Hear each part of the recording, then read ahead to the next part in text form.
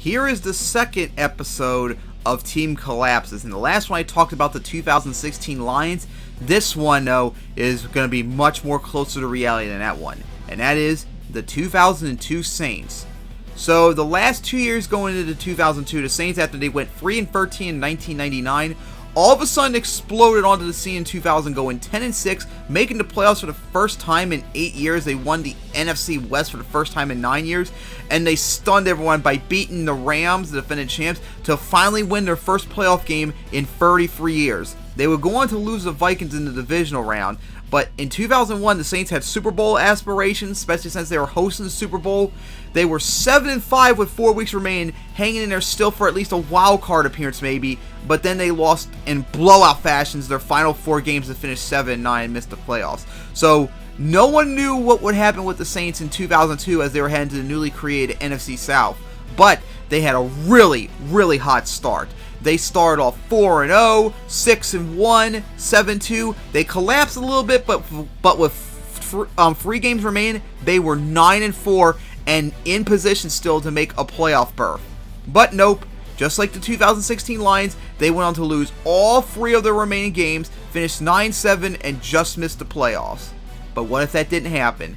What if they somehow kept that 2-game win streak near the end of the year going and made the playoffs? So we're going to find out. What if this happens? What if that happens? What if? An NFL theory. So we're going to talk about the 3 games that they lost. Now remember I mentioned the 2016 Lions, how their final 3 games, 2 of them were on the road and all 3 of them were against teams that made the playoffs? The Saints, however, was the exact opposite. 2 of their 3 games were at home, and their first game was hosting the 3-10 Vikings that they lost in a close one.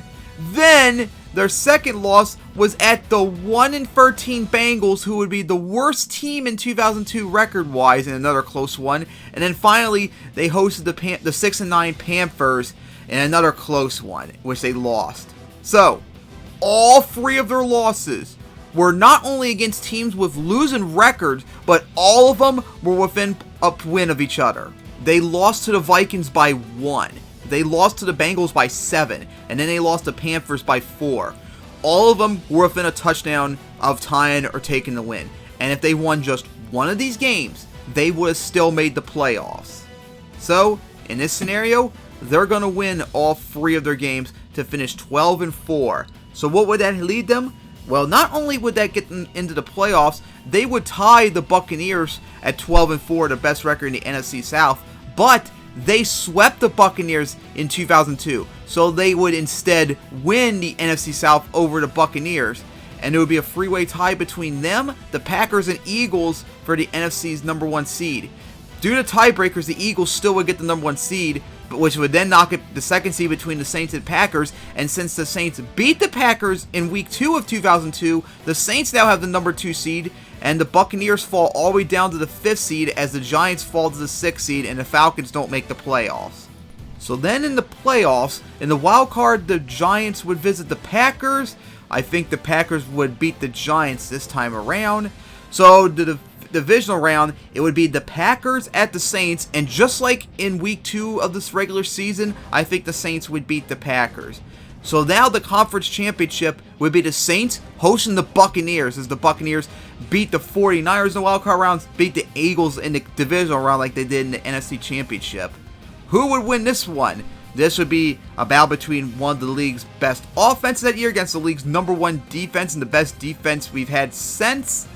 Now the Saints, remember, swept the Buccaneers that year, and they beat them, especially in the second one when they hosted them, pretty convincingly if I remember correctly. So the Saints do have an edge in this regard, and I think they would do it and stop the Buccaneers' Super Bowl chances, as the Saints now, after 35 years, would make their first Super Bowl appearance against the Raiders this time. Now, who would win it? Now remember, the Buccaneers destroyed the Raiders at Super Bowl off of 5 interceptions. And if I remember correctly, I think it was 24 points the Buccaneers got off of turnovers. I don't think the Saints defense would come anywhere close to that. So the score would be much, much closer if you take those 24 points away from the Saints. And I think in a close offensive shootout, I think the Raiders would get. I trust their defense more, and I think their offense was better than the Saints that year. So the Raiders this time around would get the win. And that wraps up this theory. But hey, it's just a theory, an NFL theory. Thanks for watching. I hope you enjoyed this not collapsed video. Tune in next time for the next collapse. So see you guys then.